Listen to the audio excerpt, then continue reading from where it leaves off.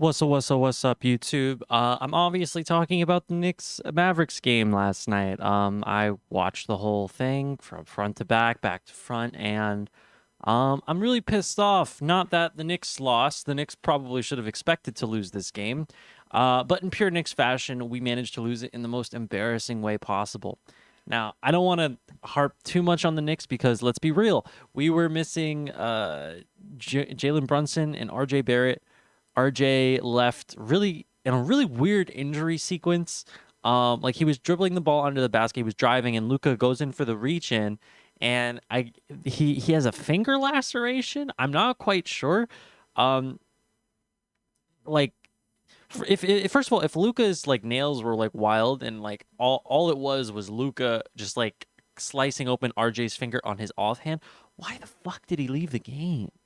So I'm worried that it's something different.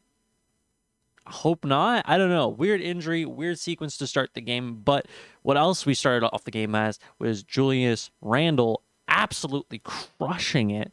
Absolutely crushing it. Mitchell Robinson not fouling. Quentin Grimes going, I think it was 6 for 6 on threes on the night. Had 32 points. A couple of his, I think it was 4 assists. Like, I want to, first of all, I'm a stop on the Knicks. Julius Randle and Quentin Grimes, if they're going to play like this, the Knicks have a real shot at being a really good top team, and they're pretty much, in my eyes, either a move away or an RJ leap away from being like actual contenders, as opposed to just like, oh yeah, well, we could be like a top 6 seed, maybe a 4 seed one year, and like sneak into that upper half, but like we're not really contenders. And I think that could be us, and maybe next year, maybe. I don't think it's anything surefire at this point, but there's hope, and that's nice. How to wear the Luka jersey? Because man, oh man, 60, 21, and 10. 9 points in 33 seconds. I remember I was watching it. I just eaten dinner. My mom was watching it with me because she's like, oh, I like to spend time with you, honey. I appreciate that. She is in the other room. She walks in. I say, wow, I can't believe we're going to win this game. I said, well, not to say that, it's 9 points, 33 seconds. Anything can happen, but because I remember there was a time, it was like a timeout. There was like a dead ball. And I was like, it's pretty close to set at this point. But Luka's Luka. Anything can happen. Brah, I wasn't being serious. I was not being serious. Man. And the thing is that it wasn't even like a game from Luka where I was like, wow, Luka's so unstoppable. It was like, it somehow might be like the best regular season game ever, but like also maybe not like at all, because he was like not making his shots. He was missing his free throws. Like he could be better. And that's kind of scary when he just had arguably one of the greatest regular season games of all time. All that being said, though, I do want to point out one thing. The Knicks really need to make their free throws. If I'm Coach Tibbs, like everybody's got to get better at free throws. We missed like 7 free throws down the stretch of that game.